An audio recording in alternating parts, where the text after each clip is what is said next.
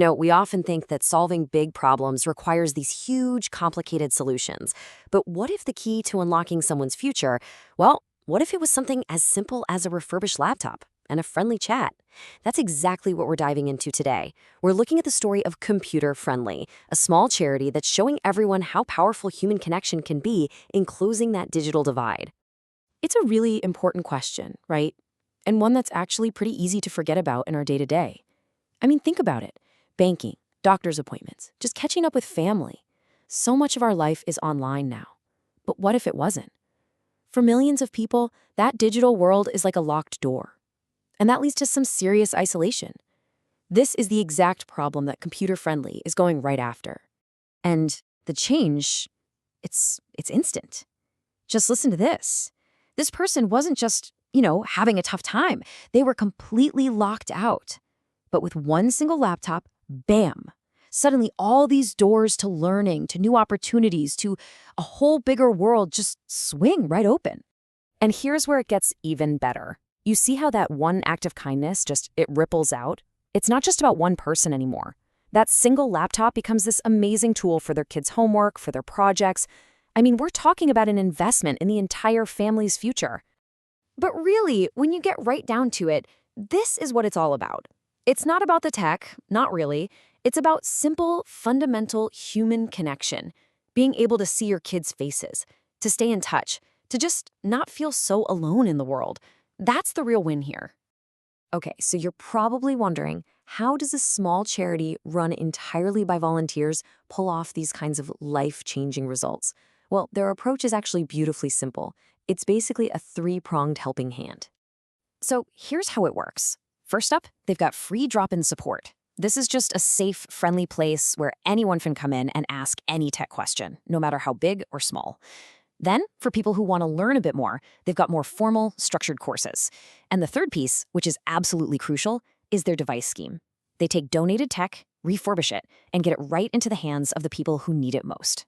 Look, the personal stories are incredibly powerful for sure, but when you look at the actual numbers from their report, wow, that's when you really grasp the scale of the need out there and just how successful they've been at meeting it. I mean, just look at this chart. The growth is staggering. In just 3 years, the number of people coming to their drop-in sessions has exploded. We're talking more than 5 times over, from about 200 visits to more than 1,000. That tells you something really important. This isn't just a nice-to-have service. It's an absolute lifeline that more and more people in the community are depending on. And here's what's so smart about their approach. They actually paid attention to what people wanted. They realized that, yeah, the formal courses were okay, but what people really valued was that personal, one-on-one help they got at the drop-in sessions. So they adapted. They shifted their focus and put their energy where it was making the biggest difference.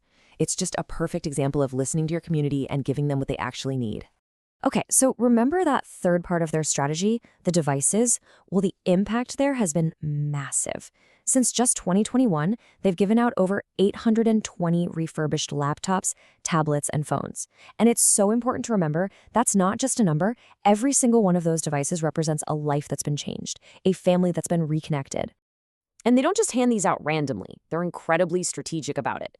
They work directly with other amazing organizations in the community. We're talking refugee support groups, local food banks, even the probation services. By doing this, they make sure these tools get to the people who are most vulnerable.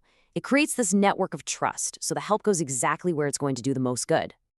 And this really brings us to a super important point. Computer Friendly isn't just some service you go to. It's more like a connector, a central hub that's deeply woven into the very fabric of the community. Okay, check out this story. It's a perfect example. They partnered with local GP surgeries to help patients use the NHS app. The idea was doctors would refer patients to the charity's drop-in. Sounds good, right? Well, guess how many people showed up? 0. Not a single person. But here's the cool part.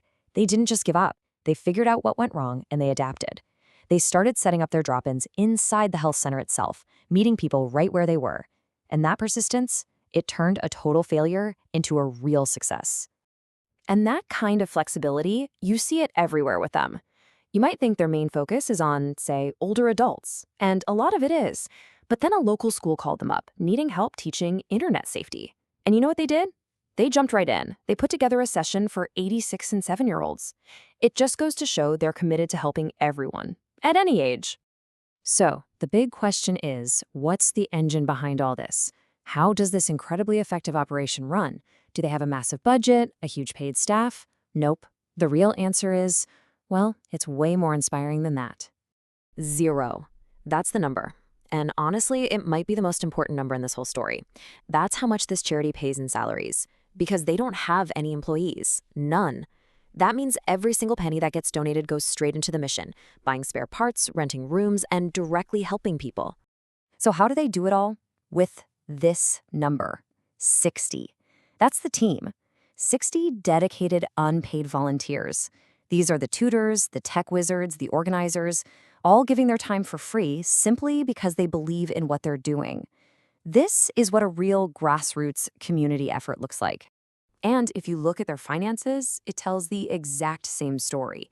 They run a super lean, super efficient operation.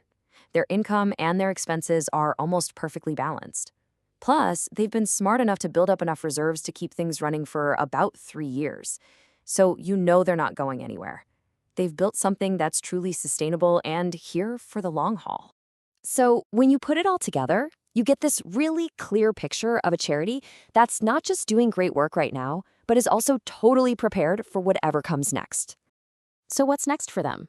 Well, their plan is simple and smart. Double down on what's already working. The drop-ins and the device recycling scheme, those will stay as the heart of what they do. They're going to keep building those strong community partnerships, and they're even bringing in some new tech of their own, a booking app to make things run even smoother. This is a group with a rock-solid foundation and a really clear vision for the future. And that brings us right back to where we started. In a world that's getting more and more complicated with apps and AI and all this new tech, how vital is a simple, friendly, human helping hand? The story of Computer Friendly is just this amazing reminder that the most important part of technology isn't the software or the hardware at all. It's that patient, kind, human connection that makes it all worthwhile. It really shows you what a community can achieve when it decides to connect.